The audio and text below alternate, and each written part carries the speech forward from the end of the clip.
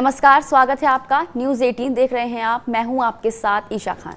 दिल्ली के मुस्तफाबाद इलाके में शनिवार सुबह एक भयानक घटना घटी, जब एक 4 मंजिला इमारत ताश के पत्तों की तरह धराशायी हो गई। पुलिस के मुताबिक हादसे के दौरान बिल्डिंग में कुल 22 लोग फंस गए थे, जिनमें से 11 ने अपनी जान गंवा दी और अन्य बाकी लोगों को बचा लिया गया है। घायलों में से 4 लोगों का इलाज फिलहाल चल रहा है। यह हादसा शुक्रवार देर रात करीब 2:50 पर हुआ।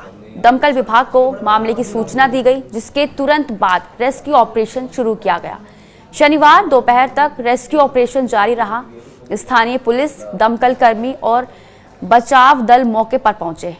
बिल्डिंग गिरने के बाद एनडीआरएफ को भी मौके पर रेस्क्यू ऑपरेशन के लिए बुलाया गया, ताकि बिल्डिंग के अंदर फंसे हुए लोगों को निकाला जा सके।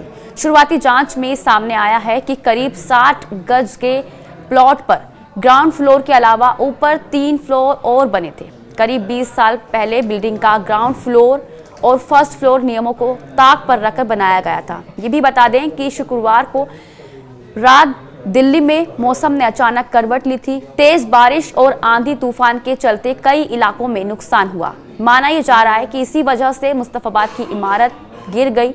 हादसे के वक्त पड़ोस में रहने वाले लोगों ने भूकंप के झटके महसूस किए और कहा कि उनके नीचे की मंजिल हिल रही थी। यहां रहने वाले रेयान ने बताया कि हमें लगा कि हमारे घर पर कुछ गिरा है, लेकिन जब हमने बाहर देखा तो पाया कि हमारे बगल की पूरी इमारत मलबे में तब्दील हो गई।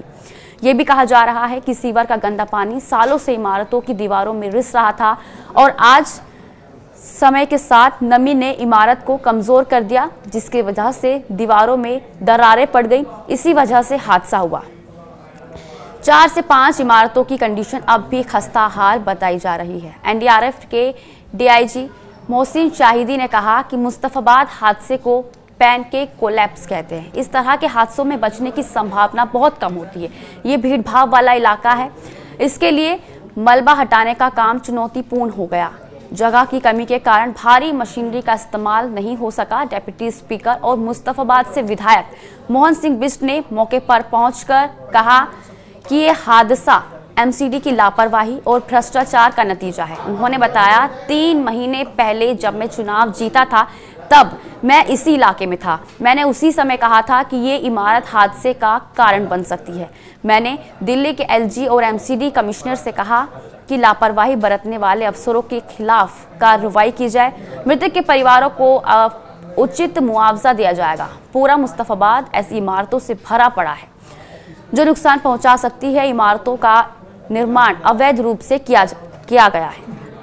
वहीं बिजली कंपनियां गरीबों को बिजली कनेक्शन दे रही हैं, लेकिन घरों के अंदर बिजली के खंभे लगे हुए हैं। एमसीडी और ऐसे विभाग भ्रष्टाचार में डूबे हुए हैं और इस घटना ने उनकी पोल खोल दी है। वहीं दिल्ली के मुख्यमंत्री रेखा गुप्ता ने अवैध और कमजोर इमारतों को बनाने के खिलाफ कड़ा रुख अपनाते हुए कहा कि नियमों को नहीं मानने वाले अधिकारियों, ठेकेदारों और बिल्डरों को कड़ी सजा दी जानी चाहिए। उन्होंने शहर में ऐसी सभी इमारतों को चिन्हित कर उनके खिलाफ तेजी से कार्रवाई करने की बात कही। सीएम गुप्ता का यह बयान मुस्तफाबाद में एक इमारत गिरने की दुखद घटना के बाद आया। उन्होंने कहा कि ये दुखद है कि ऐसी घटनाओं में लोग अपनी जान गंवा रहे हैं। इस तरह घटनाओं को रोकने के लिए ठोस कदम उठाए जाएंगे। फिलहाल राहत और बचाव कार्य पूरा हो चुका है और घायलों का इलाज जारी है। प्रशासन की ओर से हादसे की जांच के आदेश दे दिए गए हैं। ये दर्दनाक हादसा एक बार फिर से अवैध निर्माण और लापरवाही पर सवाल खड़े करता है। और आज के लिए बस इतना ही। फिर होगी मुलाकात। तब तक के लिए आप देखते रहिए न्यूज़ 18। नमस्कार।